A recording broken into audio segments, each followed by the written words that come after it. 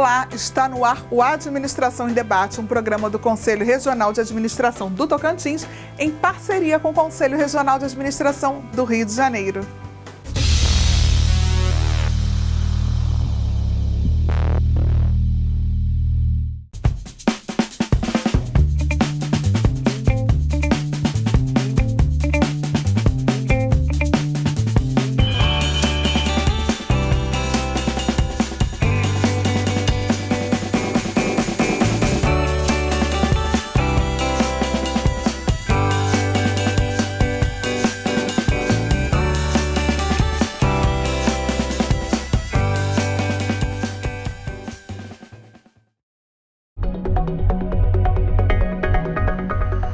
No programa de hoje, o administrador Wagner Siqueira fala sobre a crise nas instituições brasileiras. No segundo bloco, a administradora Uirta Negri fala da experiência junto aos estudantes na área de gestão de pessoas. Veja agora.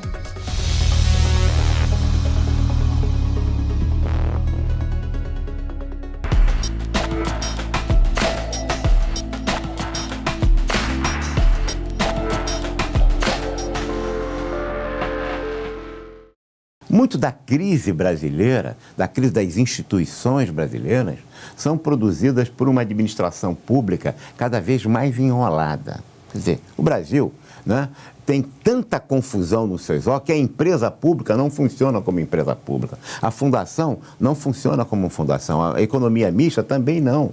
Os controles acabam sendo superiores ao risco. Quer dizer, o custo do controle é superior ao risco. Fundações, por exemplo, o Brasil tem 3 tipos, né? Todo lugar do mundo só tem um tipo de fundação. Fundação privada de direito privado. No Brasil a gente tem fundação privada de direito privado, como os outros, fundação pública de direito público e fundação privada de direito público. Quer dizer, quando a gente vai para a autarquia, a gente vê que tem autarquias especiais, autarquia de primeiro grau. Por exemplo, o Banco Central e a CVM são autarquias especiais. Os conselhos profissionais, como o nosso conselho CRA, são outro tipo de autarquia. Quando a gente vai para DNR, outro tipo de autarquia. É uma confusão que faz com que as autarquias não sejam mais autarquias. E as fundações, que deveriam ser as instituições públicas mais livres da administração pública, são verdadeiras fundarquias. Não tem nenhuma vantagem das fundações e tem todas as desvantagens das autarquias. Até porque as autarquias no Brasil, na sua totalidade, vão sendo comparadas cada vez mais à administração direta. Então, para que funcionar como autarquia se todas as obrigações, controles, cerceamentos, limitações são próprias da administração pública direta? Não precisava ter autarquia. É mais um processo para burocratizar-se assim. A ministra Dilma Rousseff, quando era chefe da Casa Civil, fez um projeto muito interessante, coordenou, não ela que fez, um grupo de trabalho lá no Ministério, governo Lula, ministra Dilma Rousseff, um projeto de reforma do Estado brasileiro, da administração pública brasileira. E se pensava que logo a seguir que ela não conseguiu implantar no governo Lula. Bom, como ela foi coordenadora do projeto, se pensava que esse projeto teria consequências e que na administração dela isso iria se implantar finalmente, criando novas condições, um novo Decreto-Lei 200 de 1967, a reestruturação e o refinamento, a melhoria, a descomplicação da administração pública brasileira, que é estrutural e funcional. Mas a presidente Dilma virou presidente e não acreditou no projeto que a ministra Dilma, como chefe da Casa Civil, fez para descomplicar o Estado brasileiro. Ministra Dilma, avisa para a presidente Dilma Rousseff daquele projeto que a senhora fez como ministra, que é excelente para descomplicar o Estado brasileiro. Reforma do Estado brasileiro já, reforma das estruturas, da gestão pública. Faça, ministra, como presidente, o projeto que a senhora coordenou como ministra de Estado.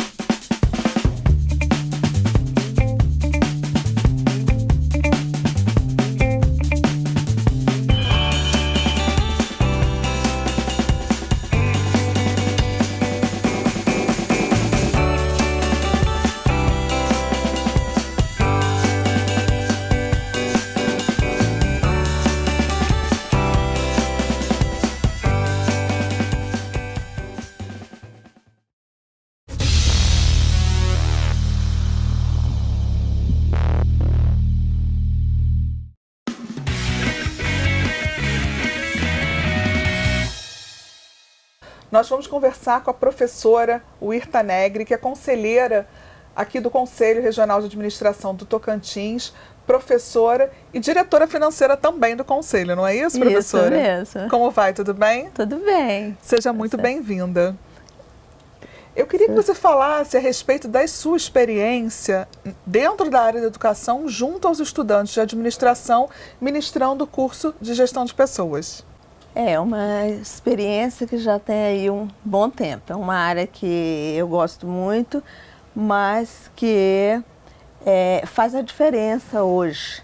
As pessoas necessitam cada vez mais de estarem preparadas para assumir os seus postos de trabalho, e na faculdade elas têm toda essa oportunidade do aprendizado e muitas vezes não valorizam. Muitas vezes elas não aproveitam a oportunidade para buscar esse diferencial. Você sabe muito bem que a empresa que faz sucesso hoje é aquela que aplica nos seus talentos humanos, né? Aplica através da capacitação, através da valorização, através do próprio, da aprendizagem, do conhecimento. Mas o que se vê é que as empresas tocantinenses ainda estão carentes nesse aspecto da valorização de pessoas.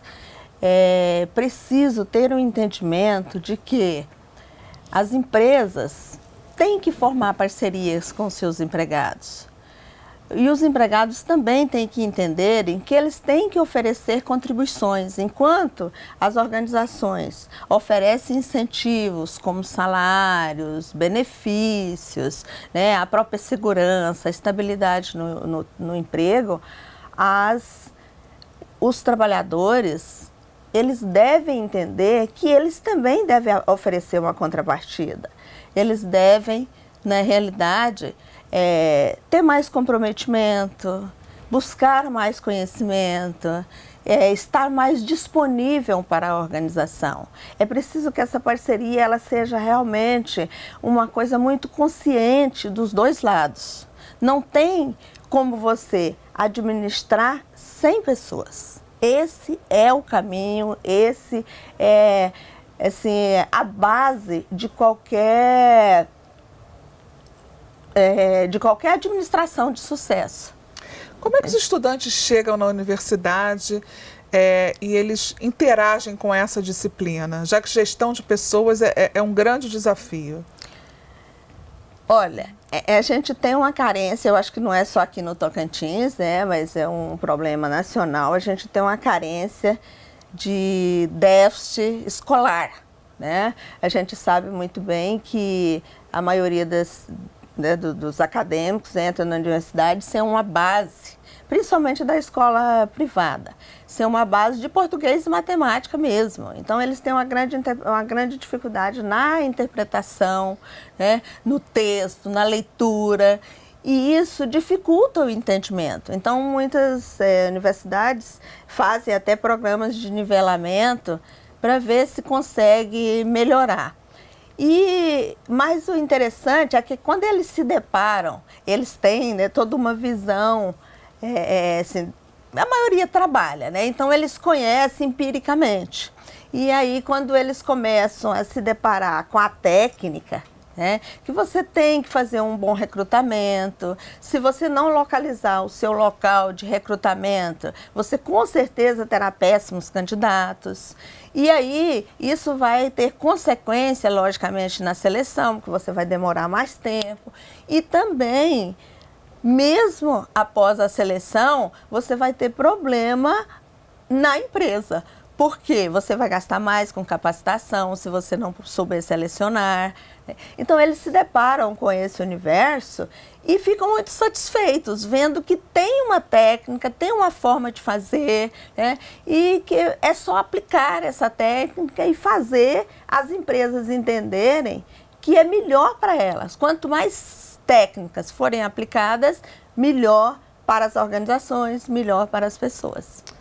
A sua outra experiência atualmente é como conselheira do CRA do Tocantins, conselheira e diretora financeira.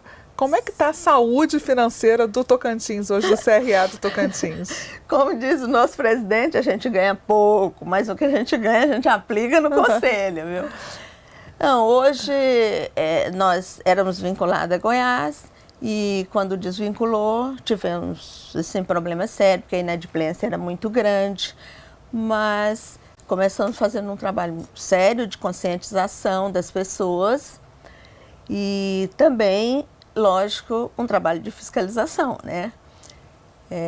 Nós temos pessoas bem atuantes no conselho, é uma equipe muito enxuta e esse trabalho que tem sido feito pelos presidentes resgatou a nossa credibilidade. Hoje, graças a Deus, temos pouca inadimplência, mas ainda tem algumas pessoas que, apesar de exercerem a profissão, não se filiam. E eles têm que entender que para a gente ter um conselho grande é necessário que os administradores se filiem, não fiquem tentando burlar, deem a sua contribuição, porque nós vivemos disso.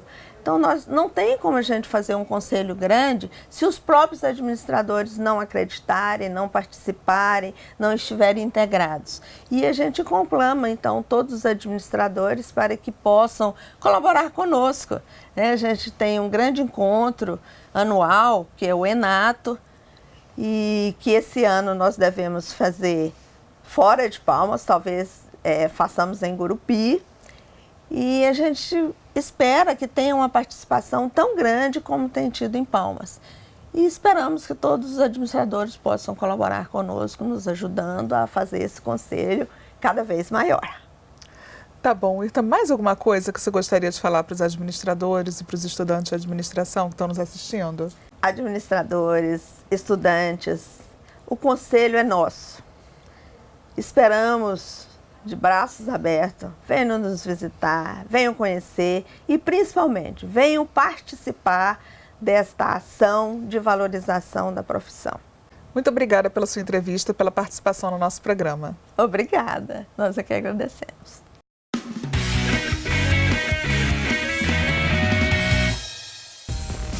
O Administração em Debate desta semana termina aqui. Na próxima semana, um outro programa para você. Até lá!